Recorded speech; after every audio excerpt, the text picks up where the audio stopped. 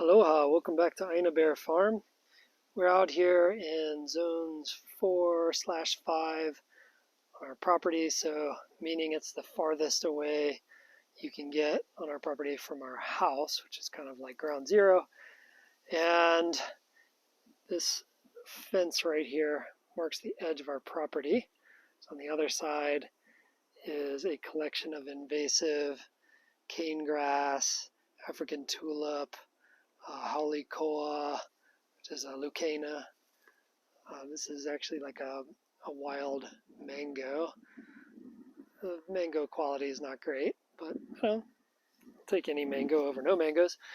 And so zones 4 and 5, typically the strategy in a permaculture context are to allow them to be fairly wild, thick forest, full canopy, and Zone 4 you would utilize for things like the occasional lumber you're taking out of there, maybe a little bit of fruit crop, medicine crop, something like that, but something that you're not majorly harvesting from on a regular basis, something that is going to be allowed to go untouched for long periods of time.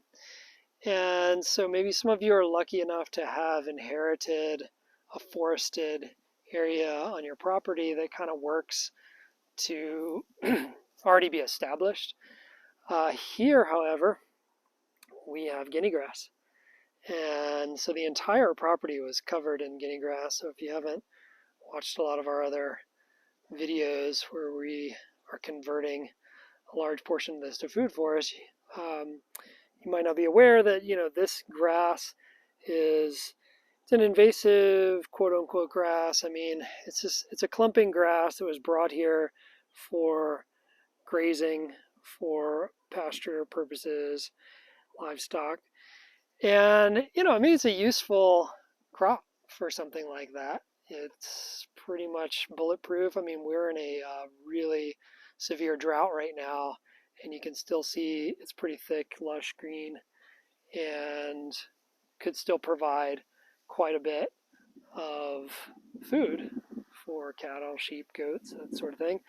But if you are attempting to start a food forest or orchard or something along those lines, it pretty much just has to go because it's in the way, it takes up a lot of resources, and it sort of represents a bacterially dominant ecosystem, and you want a fungal dominant ecosystem for a forest. And so you kind of need to start switching things over.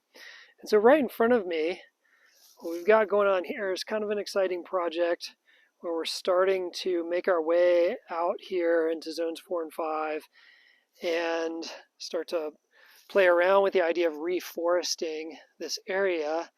And so I've got a few different things going. If I kind of zoom in up on the hillside, you can see ice cream bean sticking up out of the grass in a couple of spots, different sizes. And so part of the idea there is to let those get established, let them start to shade out the grass, fix nitrogen, drop leaf litter, just create biomass, and then start planting other trees around them and sort of go out in kind of concentric circles from there. I've also got areas up there of just random fruit trees planted by seed, other support species, a few other native trees. And what I'm doing down here is quite different in that I'm going sort of like a full-scale attack on the guinea grass. So what I've done here is I mowed it all to the ground with our BCS tractor using the 4-foot wide sickle bar mower attachment, which is great for getting through the guinea grass when it's fully grown like this, can be 7-8 feet high. You really need something with some power to get through it. Weed whacker is going to take forever. And so started with that, got it down to 2-3 inches, then came with the weed whacker with the blade attachment and buzzed it all the way down to the ground so that I could put in some weed mat. And so the weed mat is 4 feet wide, and it represents what will be our initial planting rows. And then I piled up all that guinea grass from what I cut in between the weed mat rows, which are also 4 feet wide. And like I mentioned, the sickle bar mower is 4 feet wide.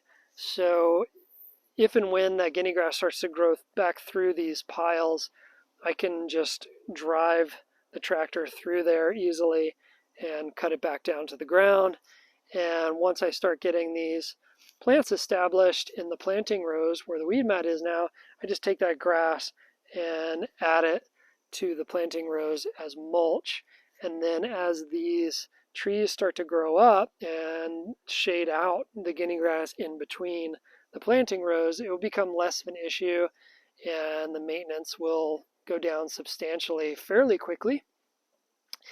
And what I'm going to the method that I'm going to use to plant this out is a little bit of a combination between like a Syntropic Agroforestry and a little bit of like Miyawaki forest creation. So you may have seen that on other YouTube videos. It was kind of like this instant forest.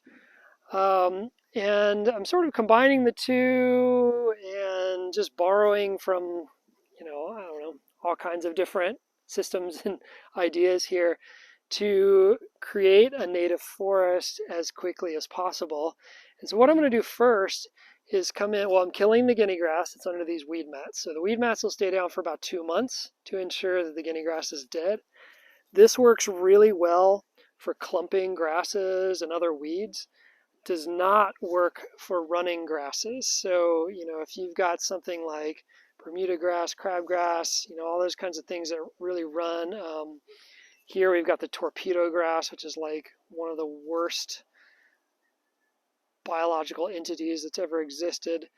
It will just simply run to the edge of the mat and then pop up, and it will be completely 100% healthy and full of life. When you pull up the weed mat, you will have done nothing to kill it. So unfortunately, if that's your context, you got to dig all that stuff out before you even do something like this. But guinea grass is actually fairly simple to kill off with this method. We've used it all over the farm in zones 2 and 3.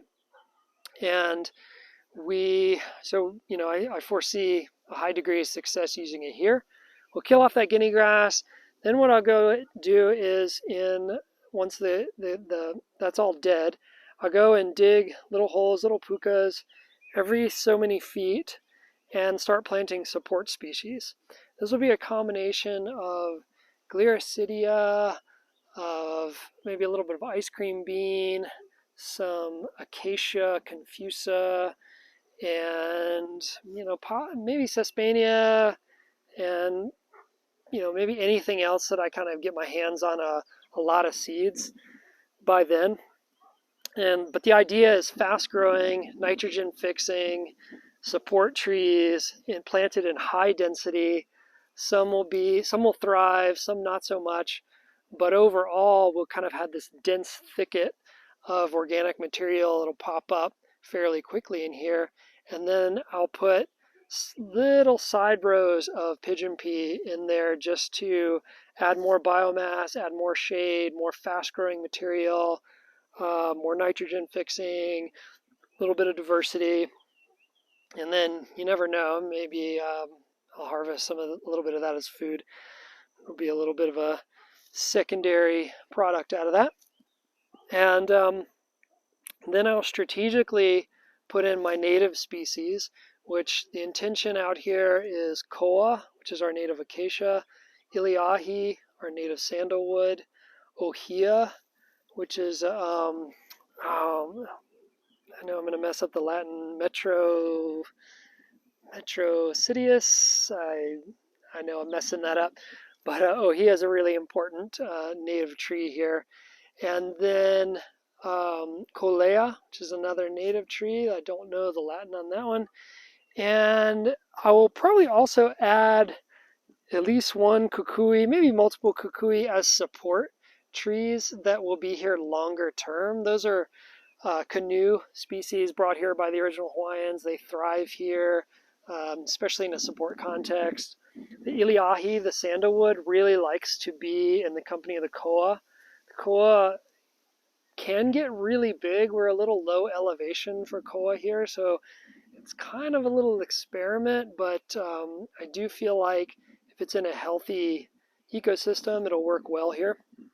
And so we'll strategically place those around this area to get them to fill in long term, and then slowly over time cut back all the densely planted support species and just feed that organic material back to the soil and allow the native species to kind of rise up, shade out what's left, and then finally go in and plant understory, things like mamaki, ground covers like some kupu-kupu, palapalai ferns, maybe even put in some hapu'u fern down here.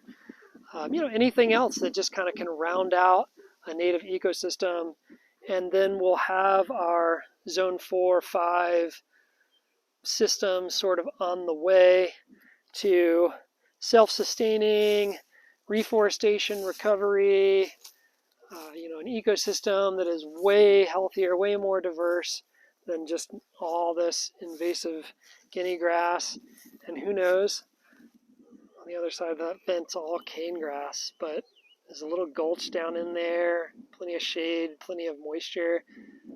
Maybe over time, some of these seeds will float that way, and we'll start to propagate more native trees even outside of our property. But like I said, this is one of many methods that we're trying out here to reclaim this to a predominantly native forest. Over here I've got some giant bamboo species out here, so that's an example of like a lumber usage that we would periodically come and take from.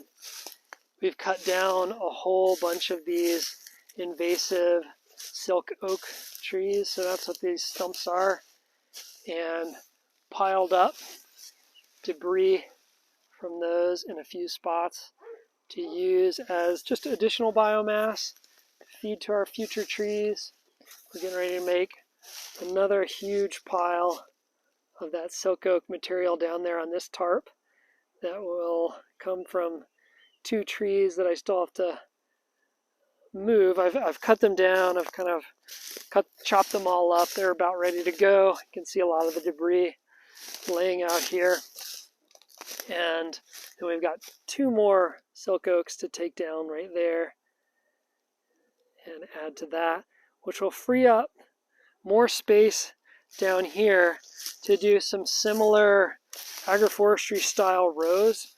And so once we get that system going, we pull up all that weed mat, we can reuse it down here. We'll get a lot of use out of that, but essentially same idea.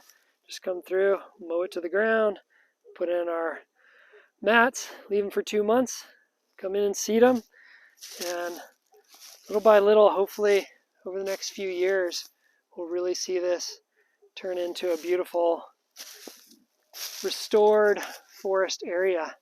And I will keep you updated once we get things planted. Gonna get some stuff popping up, do some quick check-ins and show you how it's going. All right, let me know in the comments section if you have ideas, questions, anything along those lines. Thanks for watching as always, and we'll see you back here soon at Aina Bear Farm. Aloha.